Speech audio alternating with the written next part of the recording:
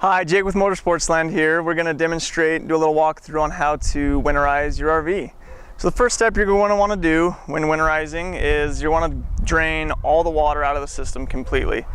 So first thing is make sure that you've drained your gray and black tank, all the water, everything's out of that. Next, you're going to want to locate your low point drains.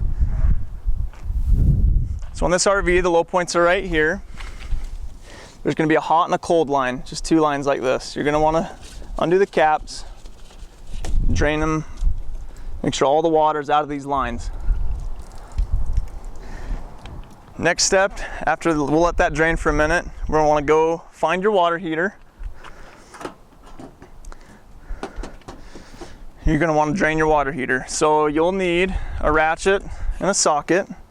What you'll do is just pull up on the pressure relief valve, relieve the pressure out of the water heater. You're going to want to undo the plug. So now the water is draining out of that. We'll go back to the low points, put the caps back on the low points.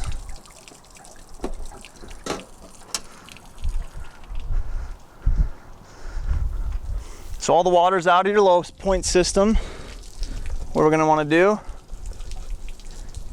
tighten the caps securely back on to the low points.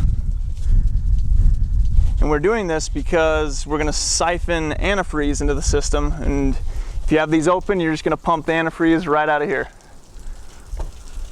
Okay, after you secure the low points, you're going to want to drain your freshwater tank. So this one's located here. It just has a quick little T-handle to pull. It's really simple. Drain your fresh. A lot of different fresh tanks. It's either going to be this, it's going to be a 90-degree turn valve, or just one that you're going to twist off like a cap. You've drained everything. We're going to go inside. We're going to locate the water heater bypass and the water pump. So let's go inside and I'll show you how to do that. Next step is you're going to want to locate your water heater inside your trailer.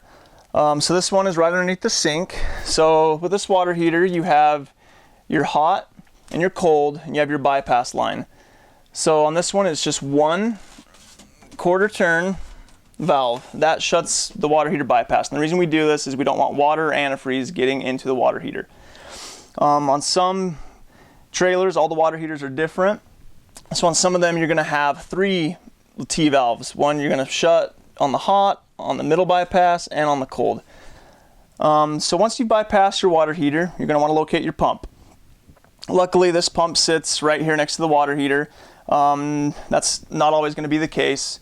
What I recommend is turning on your pump, listening where it's at. You're going to want to locate it, find it. There's usually going to be a panel or something hiding the pump. So once you've located your pump, all pumps are different.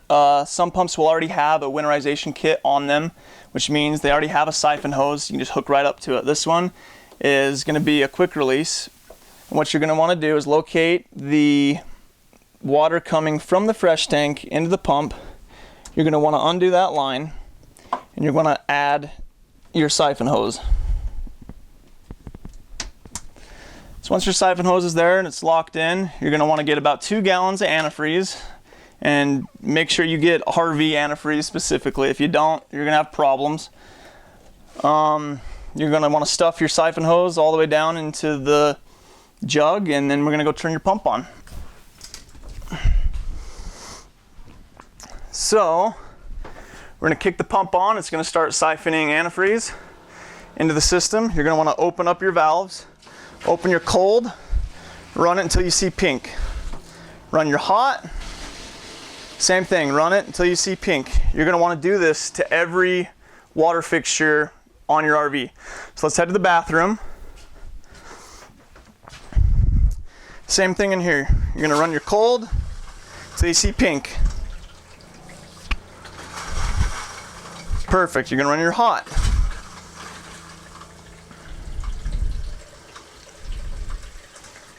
Awesome. You're going to do your bathtub. Hot and cold as well. And then you're going to want to do your shower head.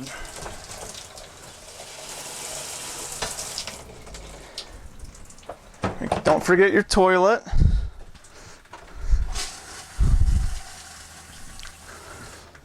So once everything on the interior of your trailer has been winterized, make sure you go outside if you have an outdoor kitchen, if you have an outdoor shower, do the same thing on those faucets.